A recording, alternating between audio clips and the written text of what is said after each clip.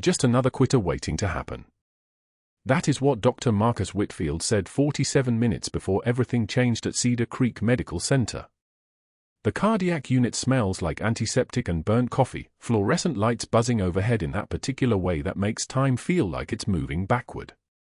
Sarah Chen stands at the medication cart reviewing patient charts with the kind of focused intensity that makes people uncomfortable. Her scrubs are pressed with military precision. Her badge hangs at exactly the same angle every shift. Tucked in her breast pocket, beside a photo of her 8-year-old daughter, sits a tarnished challenge coin from her first deployment, the metal worn smooth from 15 years of fingers running across it during moments no one sees. She is 38 years old. She has saved 47 people in the last 6 months alone. Nobody at Cedar Creek Medical knows any of this.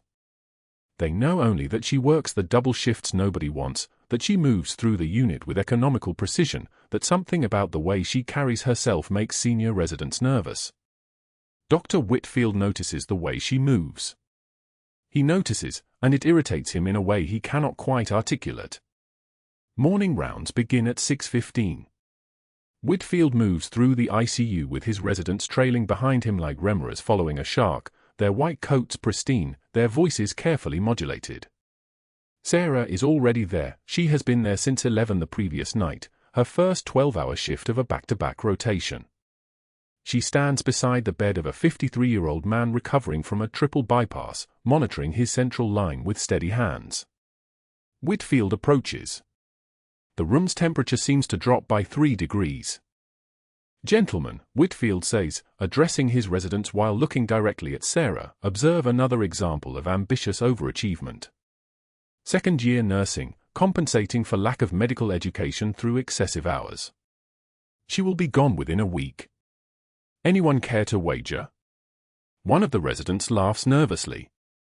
Another scribbles something on a patient chart he is not reading. Sarah continues her work. Her jaw tightens for exactly 2 seconds. Nothing else moves. Not her shoulders. Not her breathing. Not her hands. Whitfield's eyes narrow slightly. The lack of reaction disappoints him in a way that makes him lean forward. "Something to say, Ms. Chen?" "Patient is stable, doctor. BP 120/80. Cardiac output increasing as expected post-op." Her voice is professionally neutral. Clinical. The kind of voice that belongs to someone who has decided that engagement is not worth the energy cost. Whitfield smiles like someone who has just noticed a weakness he can exploit. He makes a note in his mind. This one will break easily, he thinks. Quiet ones always do. This is his first mistake. The morning rounds continue through for more patients. Sarah moves ahead of the entourage, preparing charts, ensuring monitoring equipment is functioning, anticipating questions before Whitfield can ask them. She is doing her job so competently that it seems to make his chest tighter with each patient room. By the time they reach the final bed, his jaw is clenched so tightly that one of the residents notices and takes a step back. The cafeteria incident happens at 7:42. Sarah has just finished her morning medication rounds. She sits at a corner table with a tray balanced on one knee while reviewing the status of her 6 assigned patients. The coffee tastes like it has been heated and reheated 4 times. The eggs are the color of used gauze. She does not care. She is reading through discharge notes for a patient going home this afternoon, noting that the cardiologist has prescribed a beta blocker the patient's previous records indicate he cannot tolerate. This matters. This is the kind of detail that separates good nurses from the ones who let people die from preventable complications.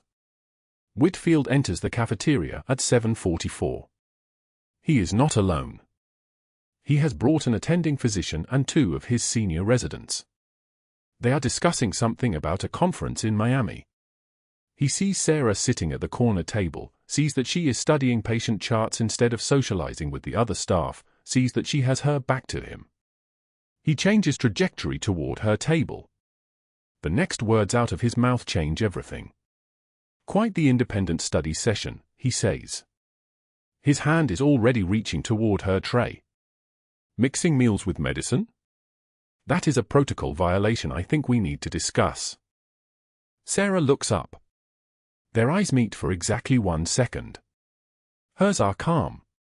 Pale brown. The color of old mahogany under low light. The kind of calm that comes from having already survived the worst. Then she turns back to her notes. I am reviewing discharge protocols, doctor. Patient safety is. His hand moves. The movement is deliberate. He knocks her tray sideways with the edge of his palm. Coffee spills. Eggs scatter across the tile floor. The plastic plate clatters like a gunshot. The cafeteria goes quiet. Everyone stops eating. Everyone stops talking. Everyone looks at the corner table where Dr. Whitfield stands with his hand still extended, watching her face. Pick that up, sweetheart, he says. His voice carries perfectly in the silence. His attending physician stares at his shoes.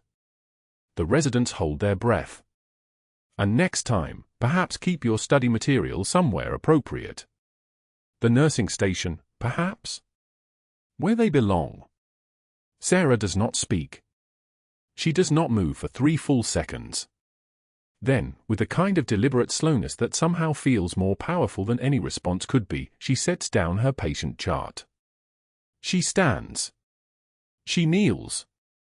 Her hands move across the tile floor, collecting the scattered papers, the discharge protocols, the medication interactions, the notes about the beta blocker complication she was trying to prevent.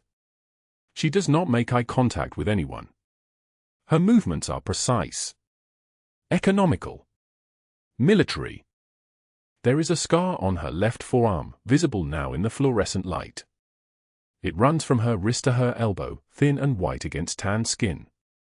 The kind of scar that comes from something that tried to cut deep and missed the important parts by maybe half an inch. Whitfield notices it. Everyone notices it. No one asks about it. Sarah stands. She carries the soak papers and the plastic tray to the trash. She washes her hands at the cafeteria sink with the kind of thoroughness that suggests she is doing something other than removing coffee and egg. The hot water runs over her knuckles. Her breathing is controlled. Her hands do not shake. She dries them on a paper towel, returns to her corner table, collects her patient chart, and leaves the cafeteria without looking back. Whitfield watches her go. He is smiling like someone who has just won something. He is wrong about what he has won. The supply closet on the 4th floor is approximately 64 square feet. Metal shelves. Boxes of latex gloves. Sterile gauze. Syringes in factory packaging. The fluorescent light hums its particular frequency that only bothers people who have been in hospital supply closets more than 7 times a month. Sarah enters at 7:51. She closes the door. Her hands grip the edge of the lowest metal shelf. For 18 seconds, nothing happens. Then her hands begin to shake. Not trembling. Shaking. The kind of shaking that comes from holding something back so hard that the effort of holding becomes visible. Her knuckles turn white against the metal. The scar on her forearm stands out like a raised seam. Her jaw clenches so tightly that she can feel the muscle twitch at the hinge of her chin. Her breathing becomes controlled again. Practiced. Military. The breathing comes from somewhere deep, from training that never fully leaves the body. The trembling is not fear, she thinks. It is restraint. It is the space between what she is allowed to do and what she is capable of doing. The gap between those two things is currently about the width of the metal shelf she is gripping. She releases the shelf at exactly 3 minutes past 8. Her hands are steady again. She straightens her scrubs. She adjusts the challenge coin in her breast pocket until it sits at the correct angle. She opens the supply closet door and returns to the cardiac unit as if the last 3 minutes did not happen. No one has noticed she is gone. No one notices she is back.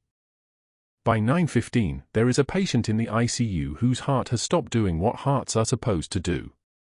The monitors begin their particular screaming language, the kind of sound that brings the entire unit to attention. Sarah is there before the rapid response team finishes putting on their gloves.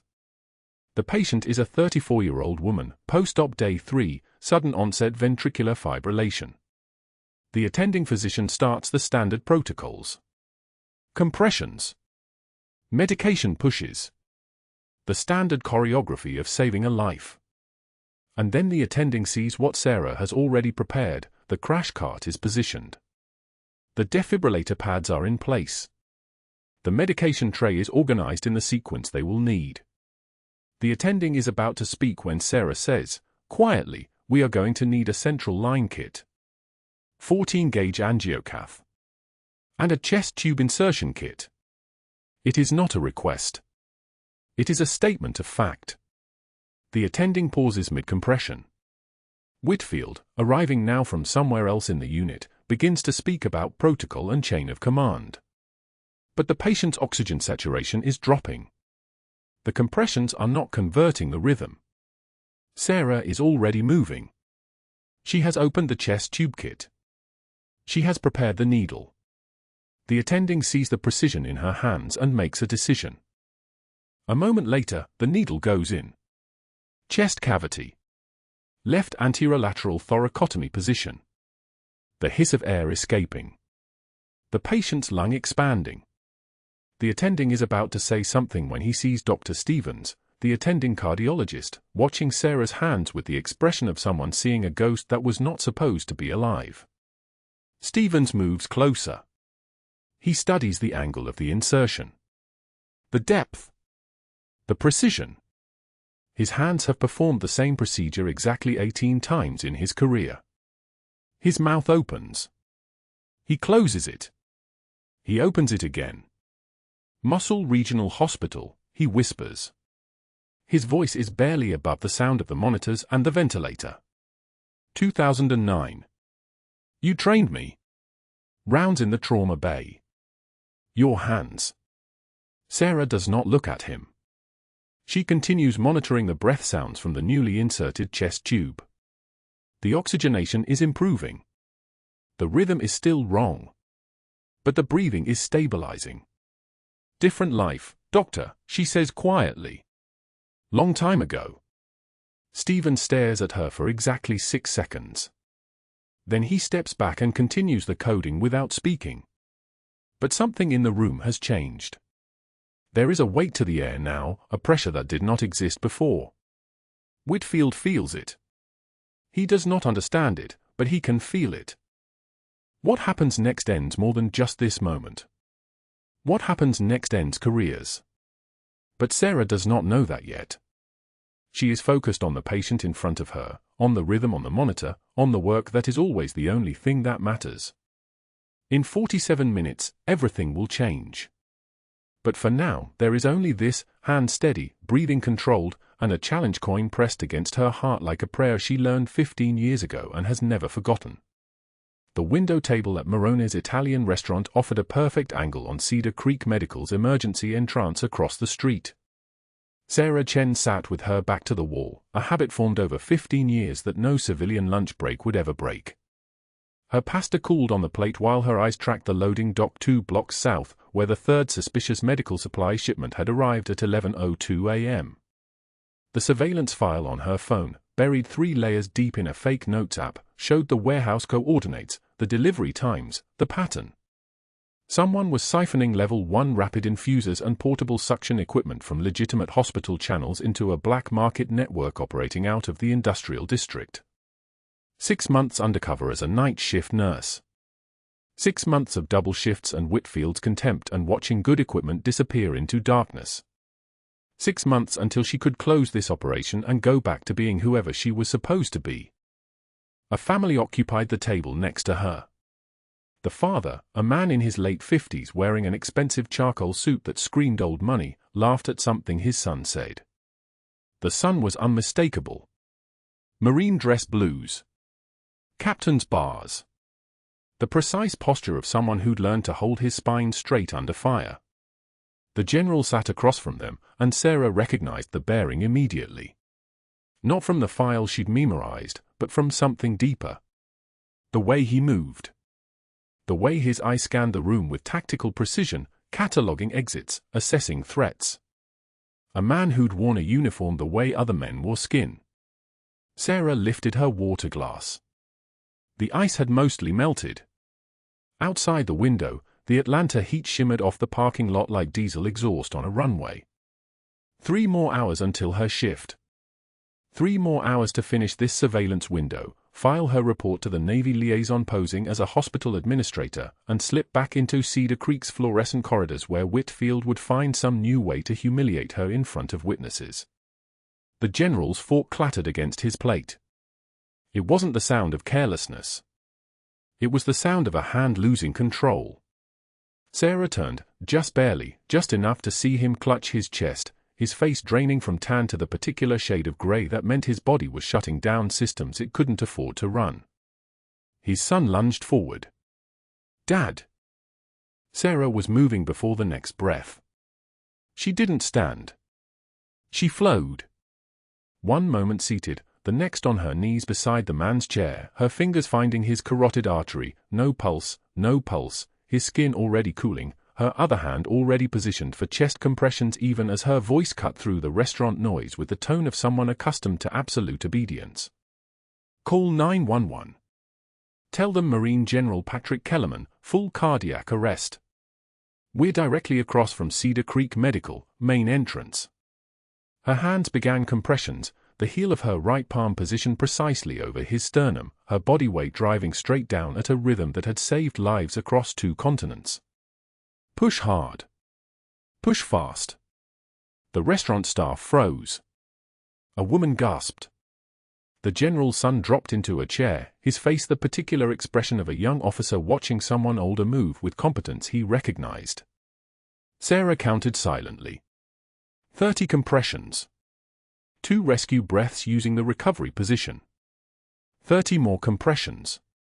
1, 2, 3.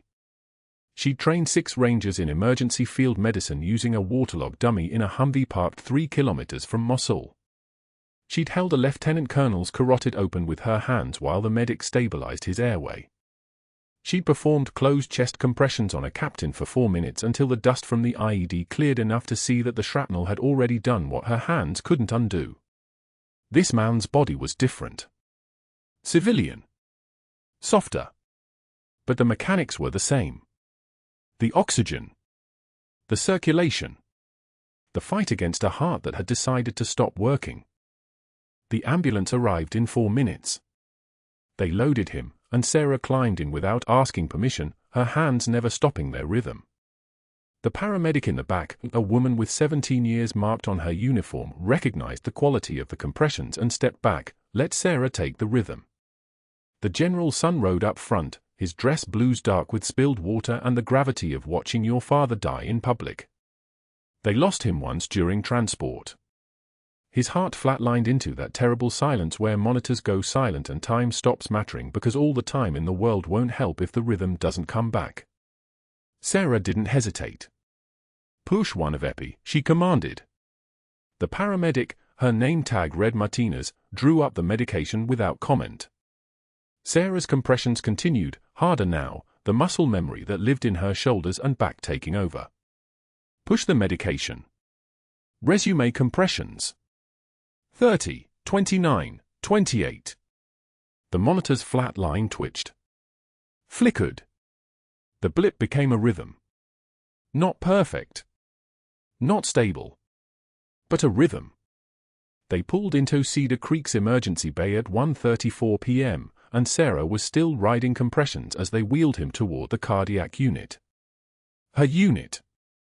The general's heart was generating output again, weak and irregular, but generating.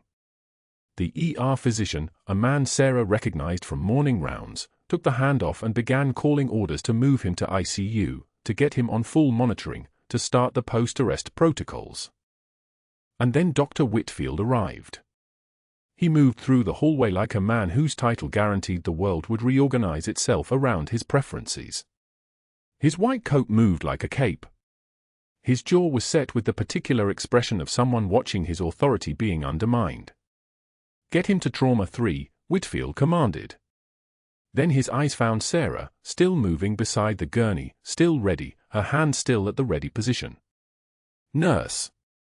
Step back. I'll take it from here." The general arrested again. His body went rigid. His monitor screamed its flat tone, a sound like a smoke detector in a burning building, a sound designed to trigger panic in the human brainstem. Sarah didn't think. The thinking part of her brain was on a shelf in Baghdad, in a supply closet at Cedar Creek, in the parts of herself she'd learned to compartmentalize into mission-ready segments. "Crash cart," she said. "Not requested." Said. The tone of someone accustomed to being obeyed. "We have this handled, nurse." Whitfield moved toward the general, his hands already positioning for compressions. The monitor continued its flat scream. The general's oxygen saturation was dropping. His skin was already showing the particular gray-blue of profound hypoxia. In this moment, there were maybe 90 seconds before brain damage became permanent. 90 seconds before the man Sarah had held in compressions for 4 minutes in that ambulance became a husk. She was already moving. Her scrubs, navy blue, regulation fit, designed for function not fashion, seemed to blur as she positioned herself. "Dr. Whitfield, step aside." He did step aside. But not because she asked. He stepped aside because she grabbed the crash cart and moved it to the bedside with the speed and precision of someone who had done this exact maneuver in a field hospital in Baghdad with mortars landing in the next compound over, and she wasn't asking permission anymore. She was operating under the kind of authority that came from having held a man's open chest in her hands and kept him alive through sheer force of will. "I need an 8.5 endotracheal tube. 14-gauge angio. Get me a thoracotomy tray," Sarah said. Her voice had changed. The deferential tone was gone. What remained was something sharper. Something that sounded like command. Whitfield's face darkened. He started to speak, but the ER residents, 6 of them standing around the gurney, were already moving. One of them had been at the Code Blue in Cedar Creek's ICU 2 weeks ago. The one where Sarah had intubated a patient whose airway had swollen shut from septic shock, and her hands had been steady as a surgical laser. They knew. "This is highly irregular," Whitfield said. "Nurses do not perform emergency procedures. This is a protocol violation of the most egregious." The general's monitor showed the faintest flicker. AP wave. Then another. Then something that looked almost like a rhythm. Sarah's hands were already positioned. The crash cart was in front of her. The stainless steel of the thoracotomy instruments caught the fluorescent light as she reached for them. "Clear the left chest," she said. Not Whitfield. The resident on the left side of the gurney, a young man whose name tag read Peterson, moved without hesitation. The needle went in. 14 gauge. The hiss of air escaping when the lung re-expanded. O2 saturation climbing. 62. 70. 75. The monitor continued its resurrection, rhythm by rhythm, heartbeat by heartbeat. "You are destroying this man's career path," Whitfield said. His voice had climbed an octave. "I'm calling compliance. I'm calling the board. This is the most catastrophic breach of protocol I have witnessed in 23 years of medicine." The general's oxygen saturation hit 88. His blood pressure registered on the monitor for the first time in 12 minutes. 82/40. Weak. But present. Sarah stepped back. Her hands were steady. Her breathing was controlled. Her face showed nothing. She was back in Cedar Creek Medical. She was a night shift nurse. She was just someone who happened to know how to crack a chest and bring a heart back from the edge of the void. "He's stabilizing," one of the residents whispered. The general's heart beat on its own. 68 beats per minute. Irregular still, but holding. His body, battered and shocked, was choosing to continue existing. His lungs were oxygenating. His brain had maybe enough time to survive this. And that's when the doors burst open. The doors burst open. Whitfield's face was already moving toward the medication cart, his hand reaching for another round of epinephrine. The monitor showed what it always showed when protocol failed, a flat line. A perfectly flat line. The general's son stood frozen in the doorway, watching his father die in increments. Sarah saw it all in the space between heartbeats. 3 defibrillation cycles. 2 rounds of epi. Compressions that should have worked but didn't. The general's chest had already absorbed more electrical current than most hearts survived. His rhythm wasn't coming back because his heart needed more than electricity, it needed hands inside the cavity, fingers doing what no machine could replicate. Direct cardiac massage. Open chest. The procedure that lived in the territory between medicine and desperation. Whitfield was still reaching. "We follow protocol, Nurse Chen." She didn't respond. She moved toward the thoracotomy kit on the crash cart, her hands moving with the fluid precision that 15 years of combat medicine had burned into muscle memory. The kit sat exactly where it always sat today. Scalpel. Rib spreader. Vascular clamps. Everything needed for a procedure she had no official authority to perform. The challenge coin in her breast pocket felt heavier than lead. She could feel the weight of her entire mission pressing against her ribs. 6 months undercover at Cedar Creek Medical, monitoring the supply theft ring funneling equipment to black market buyers. 6 months of staying invisible, staying small, staying just a nurse in scrubs that nobody looked twice at. One intervention. One miraculous save would draw eyes, questions, background checks, the kind of scrutiny that would expose her identity, blow the operation, end everything. The general's son was still frozen. The monitor was still flat-lined. Whitfield's fingers were still reaching for the medication. She made her choice. Sarah didn't ask permission. She didn't wait for authorization. She opened the thoracotomy kit with the efficiency of someone who had done this in a burning MRAP outside Fallujah with shrapnel still whistling overhead and no backup coming for 17 minutes. The scalpel was cool in her hand. The general's chest was already prepped, already sterile from the earlier compressions. The incision went through skin, through fascia, through the intercostal muscles with the precision of a woman who understood anatomy not as a concept but as a map she had memorized in blood. Rib spreader. The metal opened the chest cavity like someone opening a door to a room that wasn't supposed to be entered. The general's heart lay exposed, motionless, grey. Sarah's hands entered the cavity without hesitation. Her fingers found the left ventricle. She began direct cardiac massage, gentle compression, releasing, compressing again. The rhythm was meditation and violence at once. Squeeze. Release. Squeeze. Release. This was not the rhythm of a nurse following protocol. This was the rhythm of someone who had held a ranger's heart in her hands in a field hospital outside Baghdad while waiting for a medevac that might never arrive. The monitor's flat line flickered. A beat. The heart caught. Her fingers felt it contract against her palm, weak, irregular, but present. The monitor beeped. Once. Twice. A rhythm emerged from the chaos. Not perfect. Not stable. But alive. The general's brain still had a chance. His son still had a father. "What the hell are you doing?" Whitfield's voice was screaming. "This is a massive protocol violation. You're not a surgeon. You're not even.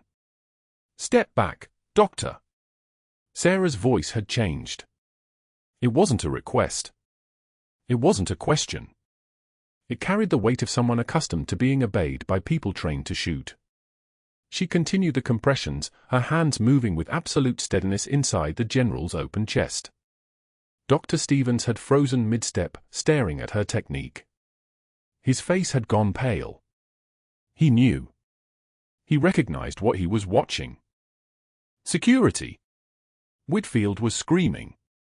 "Get security in here. She's destroying a patient." She's. The general's rhythm stabilized. Still weak, still fragile, but stable. Sarah began closing with the same precision she had used to open. Vascular clamps. Sutures. layers closing with her hand steady as surgical lasers, muscle memory taking over because her conscious mind couldn't afford to think about what she had just done. What she had just exposed. The doors opened again. 2 security officers entered, confused, uncertain whether they were walking into a medical emergency or something else entirely. "That nurse needs to be removed," Whitfield said, his voice shaking with a rage that sounded almost like triumph. "She just performed an unauthorized thoracotomy on a patient. That's gross misconduct. That's criminal negligence. That's her nursing license." Sarah pulled the final suture tight and secured it. The general's chest was closed. His monitor was showing a fragile but genuine rhythm. His oxygen saturation was climbing, 74, 78, 82, 86. His son had stopped frozen and was now moving toward the bed, tears streaming down his face. "Remove her now," Whitfield said. "I'm calling compliance. I'm calling the board. I'm calling everyone who needs to know that we had a rogue nurse practicing surgery without a license in Cedar Creek Medical Hallway." The security officers looked at each other. They looked at the general, alive on the monitor. They looked at Sarah, still standing beside the bed with her hand steady and her face empty as a hospital wall. "Now," Whitfield said again. The next 72 hours moved with the velocity of a bullet. Whitfield didn't wait. He had already learned that Sarah responded to crises with calm that unsettled people, so he didn't give her the chance to respond at all. Instead, he activated the network that every administrator with 15 years of tenure maintained like a hidden insurance policy. First call went to board member Richard Caldwell at 6:53 p.m., while Sarah was still in the ICU reviewing the general's post-stabilization labs. Whitfield had done Caldwell's daughter's wedding in the hospital chapel. Owed him a favor. Whitfield collected those favors like currency. Second call went to Patricia Hayes, Chief of Staff, at 7:15 p.m. Whitfield had helped her daughter secure a pediatric residency at Johns Hopkins. The favor was still warm. Third call went to Marcus Bennett, the hospital's legal counsel, at 8:02 p.m.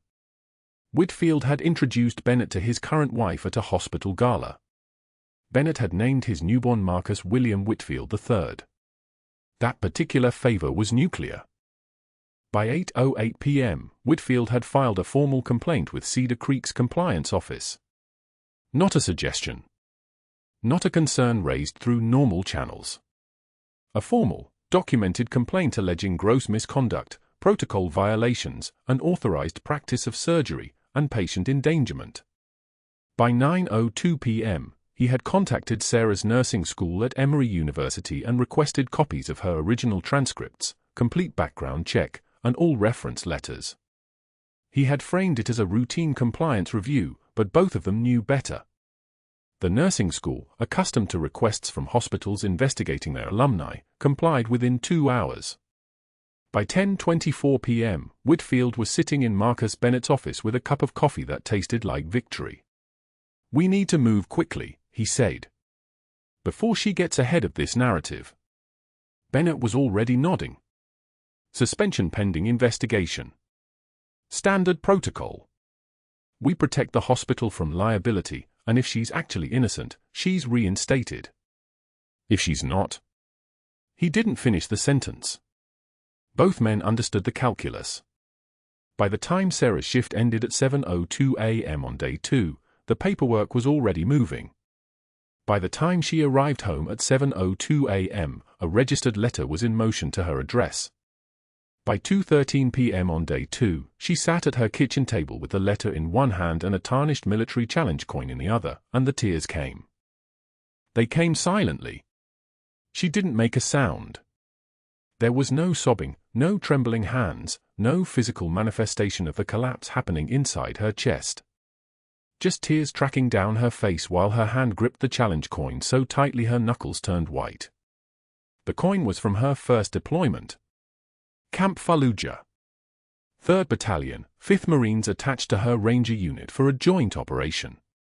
16 years old as a metal object. 16 years of staying hidden. 16 years of proving that a person could be more than one thing: a Master Chief Petty Officer and a night shift nurse, a warrior and a caregiver, someone who cracked a man's chest open and saved his life and simultaneously destroyed the only identity she had built in 6 months of careful invisible work. The mission was over. Not successfully concluded. Not wrapped up with the supply theft ring exposed and prosecuted. Just over. Blown. Exposed by her own hands reaching into a man's chest because she couldn't watch him die when she was standing there with the skills to save him. Her daughter Emma came through the door at 3:17 p.m. Backpack first, then the small figure in her private school uniform, cheeks flushed from the bus ride home. 8 years old and already developing her mother's composure, the ability to read a room and adjust accordingly. Emma stopped moving. She set her backpack down on the kitchen tile with the careful precision of a child who understood that something was fundamentally wrong with the tableau in front of her. "Mommy, why are you home?" The question was simple. It should have had a simple answer. Sarah had worked nights for 3 years. Emma knew the pattern. Morning school. Afternoon with the neighbor. Evening to early morning, her mother at Cedar Creek Medical. The world's rhythm depended on that pattern holding. Sarah looked at her daughter. She looked at the challenge coin in her hand. She looked at the suspension letter on the table. She couldn't answer. Not truthfully. Not in a way that an 8-year-old would understand. Not in a way that admitted that everything she had built had just collapsed because she couldn't watch a man die when she was standing there with the hands to save him. "Mommy." Emma moved closer. Small voice. Small hands reaching. That's when the phone rang. The phone call lasted 90 seconds. Emma's small hand gripped her mother's sleeve as Sarah listened to her handler's voice, tight with operational concern, describe the catastrophic exposure of her undercover mission. By the time Sarah hung up, the challenge coin had left red impressions in her palm. 2 days later, she sat at her kitchen table at 2 in the afternoon in her bathrobe, the coin between her fingers like a talisman from a different lifetime. The tears came silently. Emma was at school. The house was impossibly quiet. When the hospital called at 3:15, Sarah didn't recognize the voice at first. It was Dr. Stevens, the former combat medic, speaking quickly. An elderly Iraqi man had arrived at Cedar Creek's cardiac unit with a stroke. They needed extra hands during intake assessment. Sarah almost said no. She was suspended. The compliance investigation was already underway. Everything was already gone. But the man they described, elderly, Arabic-speaking, trembling hands, matched the profile of someone from her classified briefings. Someone important to the supply theft investigation. She showered in 20 minutes and drove to Cedar Creek in civilian clothes, her hospital ID still in her wallet like a phantom limb. The man was in the cardiac unit's intake bay when she arrived. His eyes were wet with medications and confusion, tracking the monitors above his head. He was having difficulty breathing, his chest rising in shallow increments, skin the color of old paper. A nurse was placing leads for the EKG. Dr. Stevens nodded when he saw Sarah slip through the doors, understanding without words that this mattered. Sarah positioned herself at the patient's left side, her hand steady as a surgical laser as she helped adjust the stretcher angle to improve his breathing. The oxygen monitor beeped. 89% saturation. Acceptable but barely. She reached for the nasal cannula, ready to increase his oxygen flow from 2 liters to 4. The man's eyes found hers. His pupils dilated, not from medication or medical crisis, but from recognition. His trembling hand rose from the bed. His lips moved. The word came out in accented, fractured English, barely a whisper, but it carried across the cardiac unit like a shockwave. Valkyrie. Everything stopped. Sarah's hands froze. Her breath caught. No one outside her classified unit knew that call sign. No one outside the Rangers who served in Baghdad in 2009 knew that name. The room seemed to compress around them, the mechanical breathing of the ventilators, the persistent beep of monitors, the fluorescent lights humming their industrial hymn. Tom Hendricks was standing by the door. Former Army Ranger. 12 years on active duty. He stiffened like someone had pressed a detonator in his spine. His head turned slowly toward the elderly Iraqi man, then toward Sarah, then back again. His jaw moved silently once, twice, then his voice cut through the intake bay with the clarity of military command. "Sir," Tom said, addressing the patient directly. "What did you just say?" The man's eyes never left Sarah's face. His trembling hand trembled worse now, emotion flooding his weathered features. "Valkyrie. The one who pulled us from fire. In Baghdad. In 2009. His voice cracked on the year. "I remember. She held me. She held us all." Tom Hendricks went rigid. His shoulders straightened. His hand moved to his chest in a gesture that was partly respect, partly muscle memory from 1,000 roll calls and formations. When he spoke, his voice carried the weight of military precision and absolute certainty. "That was her call sign," Tom said quietly, addressing the entire room now. Every head turned. Every pair of eyes focused on Sarah. "She's Master Chief Petty Officer Sarah Chen. Naval Special Warfare. Embedded with Army Ranger units." The words hung in the air like a physical thing. A nurse's clipboard clattered to the floor. Dr. Stevens's face went pale.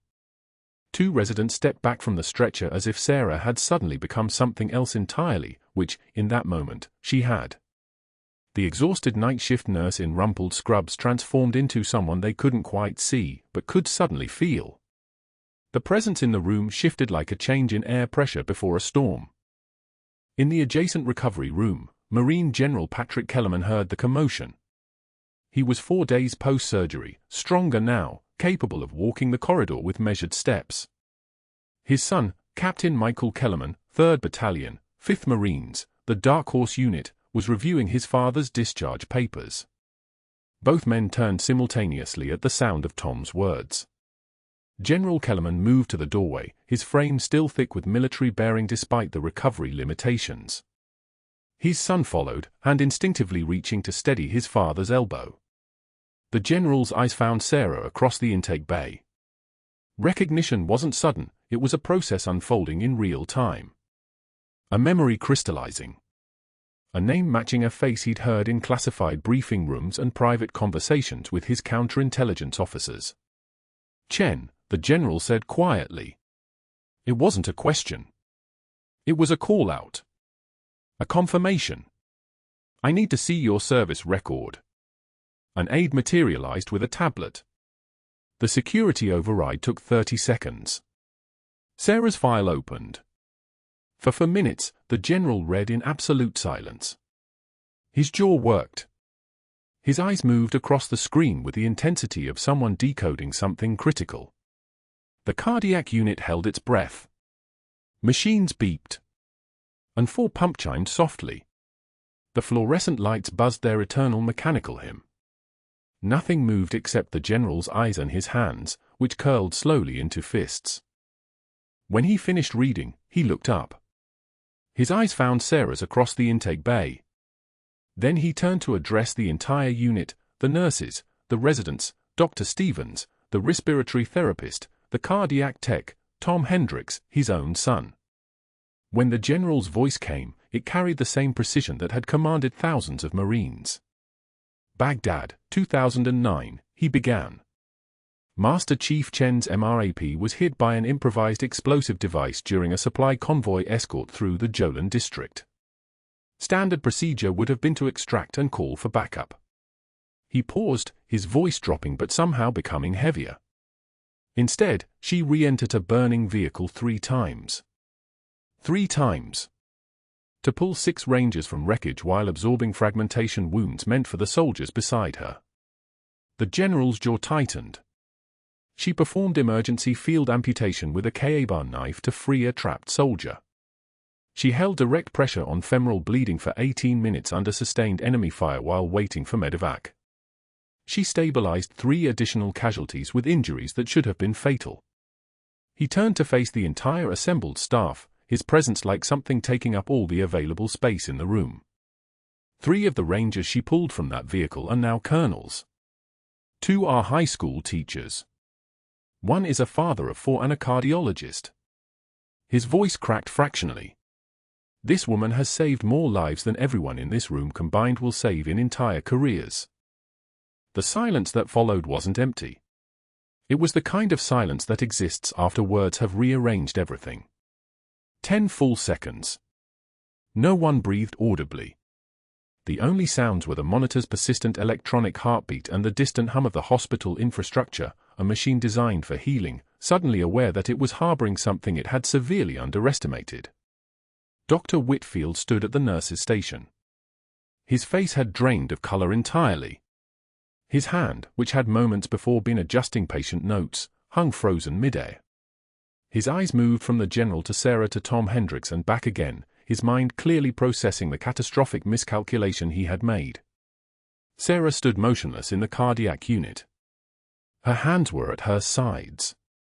Her expression was exactly as it had been for 15 years, controlled, professional, her composure a shield so complete that the emotional weight of having her existence suddenly revealed seemed to slide off her entirely. She looked at the elderly Iraqi man on the stretcher. He was crying quietly, his trembling hand reaching out. She reached back without hesitation, her grip steady, her eyes meeting his with the kind of recognition that exists between people who have survived things together. "I need to increase his oxygen," she said quietly. Her voice had dropped an octave from the timid nurse of moments before. "For liters. And we should start a heparin drip pending neurology clearance." It wasn't a suggestion. It was a command delivered with the calm certainty of someone who had performed field amputations and held pressure on arterial bleeding. Every resident who had been ignoring her for 6 months moved simultaneously. The foot tech reached for the heparin. The respiratory therapist adjusted the oxygen. They were following orders from a Master Chief Petty Officer, though they were still in a hospital, not a forward operating base. Tom Hendricks had moved to stand beside the stretcher, his bearing transformed into something formal and respectful. The elderly Iraqi man, whose real identity would take the hospital security office 2 hours to confirm through classified channels, gripped Sarah's hand like she was keeping him anchored to life itself. But that wasn't the worst part. The compliance investigation that Dr. Whitfield launched to destroy Sarah uncovers something he never anticipated. 3 days after the hospital's chief compliance officer begins the expanded audit, the same scrutiny Whitfield demanded, the same institutional spotlight he weaponized, the patterns emerge like blood in clear water. Patient billing codes flagged for modification. Pharmaceutical representatives visiting Whitfield's office monthly. Consulting fees deposited into accounts he never disclosed. Kickbacks disguised behind medical terminology and invoice numbers that don't align. The hospital's auditors trace the money backward through 18 months of transactions. $147,000. The numbers accumulate like a confession Whitfield never intended to make. The board members Whitfield called in favors from begin distancing themselves. One resigned citing health reasons, a retirement he'd been planning for 5 years, suddenly expedited. Another screens his calls. A third requests his name be removed from the hospital's foundation committee immediately, no explanation offered. The network that once responded to Whitfield's requests with automatic deference now treats him like a contaminated contact. The silence is louder than any confrontation. It is the silence of institutional self-preservation. No one wants to be standing next to him when the federal investigators arrive. Naval Intelligence submits a quiet confirmation to Cedar Creek Medical's president. Sarah's nursing credentials are legitimate. Her placement at Cedar Creek was sanctioned. Her actions in the hallway saved General Patrick Kellerman's life. The investigation the hospital launched into Sarah Chen produces exactly 0 violations. The form comes back stamped, cleared. No disciplinary action warranted. The irony is surgical in its precision. Whitfield tried to bury her with the same machinery that buries him. Dr. Stevens submits a formal statement to the hospital administration. 4 paragraphs. 7 pages of supporting documentation.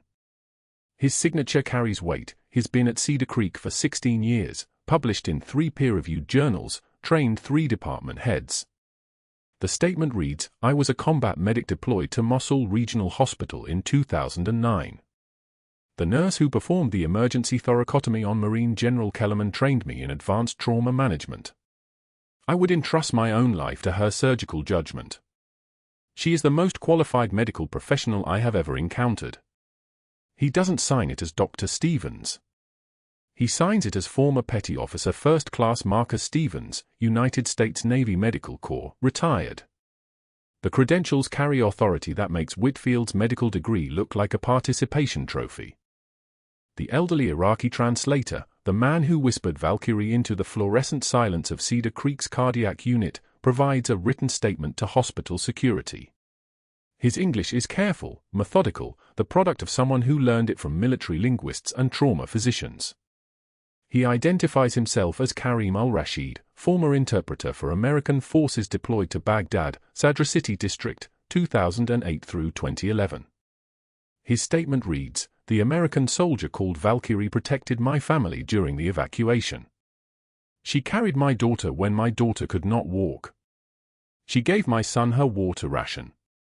She placed her own body between my family and incoming fire. When I saw her face in Cedar Creek Medical, I recognized the eyes that saved my life." This is not an exaggeration. This is fact. The hospital's legal department reviews the statement 3 times. They forward it to the board with a memo, credible witness. Corroborates defendant's military service. Establishes pattern of heroic conduct consistent with General Kellerman's account. Then Whitfield makes his final move. His last desperate calculation. 3 weeks before the board's emergency meeting, he attempts to access General Kellerman's complete medical records. Not for legitimate clinical review, the system tracks that. He's looking for complications. He's looking for evidence that Sarah's emergency thoracotomy caused bleeding, infection, secondary injuries. He's looking for ammunition. He accesses the file at 11:44 p.m. from a personal computer connected to the hospital's secured network.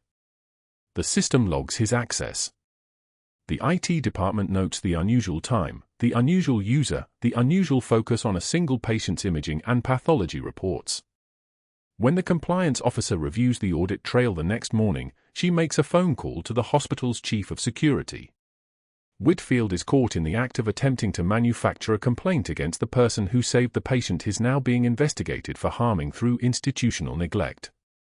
The board convenes an emergency meeting. Not the regular quarterly meeting scheduled for 6 weeks out. An emergency meeting.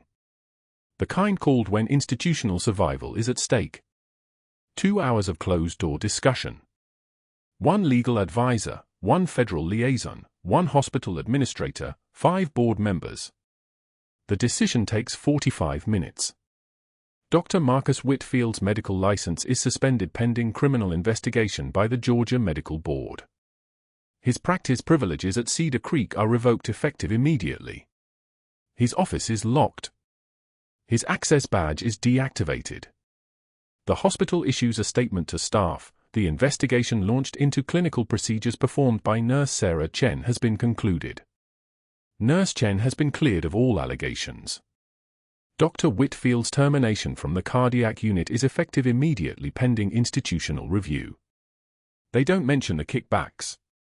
They don't mention the billing fraud. They don't mention the attempted evidence tampering. The legal department handles those details through proper federal channels. Then 6 months pass. Sarah stands at Cedar Creek Medical's main entrance. The glass doors are cool against her palm. Fresh scrubs beneath a white coat, she's wearing one now, the one Dr. Stevens insisted she accept. The sun hits the parking lot in long Atlanta afternoon rays, turning the asphalt into something that shimmers like a mirage. She watches from behind the glass as Dr. Marcus Whitfield crosses the lot carrying a CPR dummy. The dummy's plastic face points downward at an angle suggesting surrender or defeat. Whitfield's suit is still tailored, but the fabric hangs differently now. A man who has lost weight, or presence, or both. He's heading toward Atlanta Community College, 3 blocks west. That's where he teaches now. Basic life support certification. $14 per hour. The rate is printed on the community college's adjunct instructor listing, available online for anyone curious enough to look.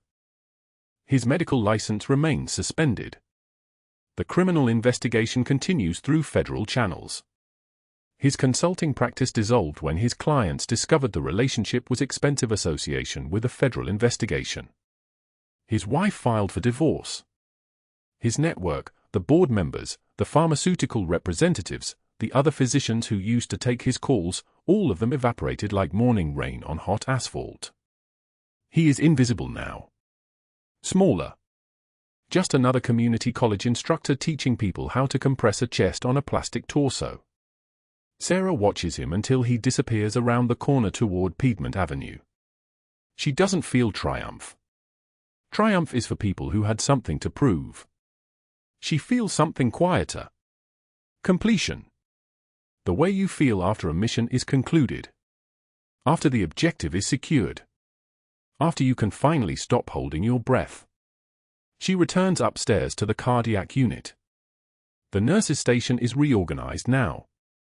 Better lighting. More space.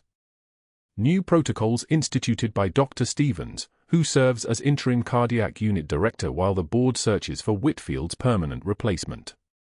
The protocols allow experienced nurses greater autonomy in emergency situations. They codify what Sarah always knew, that sometimes the person closest to the patient is the person most qualified to save the patient. Her name is on those protocols as a consultant. Master Chief Petty Officer Sarah Chen. Her rank is listed. Her service is documented. She is no longer invisible. The challenge coin sits in a small frame on the nurse's station beside Emma's photograph. The coin is still tarnished, that patina comes from Baghdad dirt and things that won't wash away. Emma's photo shows her at 8 years old, missing her front teeth, grinning at the camera like she knows a secret. The frame is simple stainless steel. Sarah touches it sometimes between rounds. Not for luck. She's never believed in luck. She touches it to remember why the coin exists. To remember the rangers she carried out of that burning MRAP. To remember that some things are worth the weight of carrying them. Marine General Patrick Kellerman visits Cedar Creek Medical monthly for follow-up appointments. His cardiac function has returned to 94% normal capacity. His ejection fraction is strong. His prognosis is excellent. He always asks for Sarah specifically. He always stops at the nurse's station to shake her hand. His grip is firmer now. A man who knows he owes someone his life is not casual about that gratitude. His son, the young Marine captain, visits sometimes too. They don't talk about Baghdad. They don't need to. The story is written in the scars on both their hands. The supply theft ring Sarah was monitoring, the reason she was placed at Cedar Creek 6 months ago, undercover, hidden behind scrubs and night shifts, has been dismantled. Federal investigators traced the stolen medical equipment through 3 black market distributors to criminal organizations in 5 states. The operation that nearly exposed her classified mission has been successfully concluded. The mission she sacrificed so much to keep secret has been completed. The irony is sharp and final.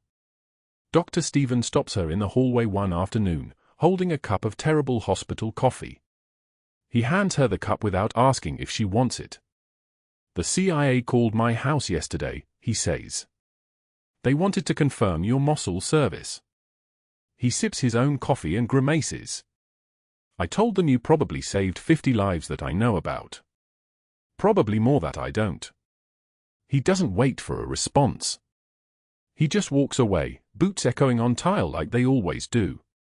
The sound is consistent and true.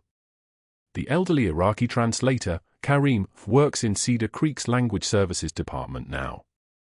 His English is fluent, his medical knowledge deepened by months of recovery and interaction with the staff who saved his life. He translates not just words but context, culture, the things that get lost between languages. He sees Sarah sometimes in the hallway. They never speak more than a greeting. But when he sees her, he places his hand over his heart. The gesture of someone who understands what it means to be saved by a stranger. the gesture of someone who doesn't forget. Emma visits the nurse's station after school sometimes. She's 9 now. She does her homework at the desk, surrounded by monitors and beeping equipment, and tells anyone who asks that her mom is a hero. Someone taped a note next to the challenge coin frame. It's in Tom Hendrick's handwriting, the veteran security guard who first confirmed Sarah's call sign. The note reads, "The ones who have seen the worst often give the most." Sarah touches the frame every shift. She reads the words. She never removes the note. It's not about validation. It's about truth. It's about the fact that finally, someone wrote it down where it could be seen. She returns to her rounds. The cardiac unit hums with its familiar rhythm. Monitors beeping their steady counts. Ventilators wheeze. The fluorescent lights buzz overhead like they always do. She checks on patients. She adjusts medications. She stabilizes vital signs. She does the invisible work that keeps people alive. And for the first time since she arrived at Cedar Creek Medical 6 months ago, nobody looks at her like she's just a nurse. Nobody looks at her like she's invisible. Nobody looks at her like she's anything less than exactly who she is. Subscribe to see more stories of hidden strength revealed, of quiet heroes finally visible. Like and comment. Have you ever been underestimated by someone who didn't know your true value? We'll feature the best responses in our next video.